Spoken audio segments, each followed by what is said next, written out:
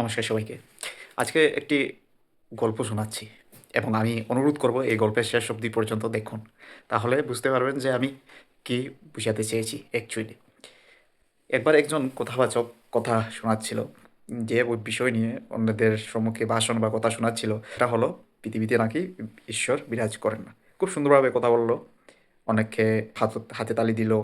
তারপর অনেক মানুষ পছন্দ করলো ওর কথা। কথা শেষ হওয়ার পর তো ওই সকল মানুষের মধ্যে থেকে একজন মানুষ গেল, গিয়ে বললো যে আপনি যেগুলো কথা বলেছেন একদম সঠিক বলেছেন, একদম ভালোভাবে বলেছেন।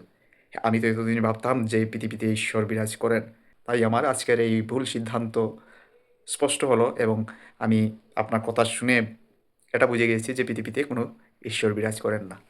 তারপর কি হলো, ওই ব্যক্তিকে যখন বললো যে আপনি এত ভালোভাবে কথা বললেন, এত সুন্দর করে বুঝালেন, তা কীভাবে সম্ভব? ওই ব্যক্তি বলল যে সব প্রভুর কৃপায়, ঈশ্বরের কৃপায়। তো ওই ব্যক্তি বলল যে একটু আগেই আপনি বললেন যে ঈশ্বর নেই, আবার বলছেন এখন ঈশ্বর আছেন, আর ঈশ্বরের কৃপায় নাকি আপনি কথা শুনিয়েছেন। তখন ওই ব্যক্তি হেসে বলল যে ওইটার জন্য আমি টাকা পেয়েছিলাম, যে ঈশ্বর নেই বা নাস্তিক দৃষ্টিভঙ্গি রাখার জন্য আমি টাকা পেয়েছিলাম, তাই বলেছি। আপনিও আমাকে যে কোনো টপিক দিন, আমি সেই টপিকে আলোচনা করব। তখন ওই ব্যক্তি হাক্কা বাক্কা হয়ে মুখের দিকে তাকিয়ে রইল।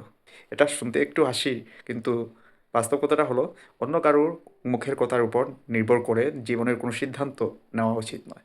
তা বাস্তব। আর যদি নেন তাহলে আপনি পস্তাবেন, এটাও বাস্তব।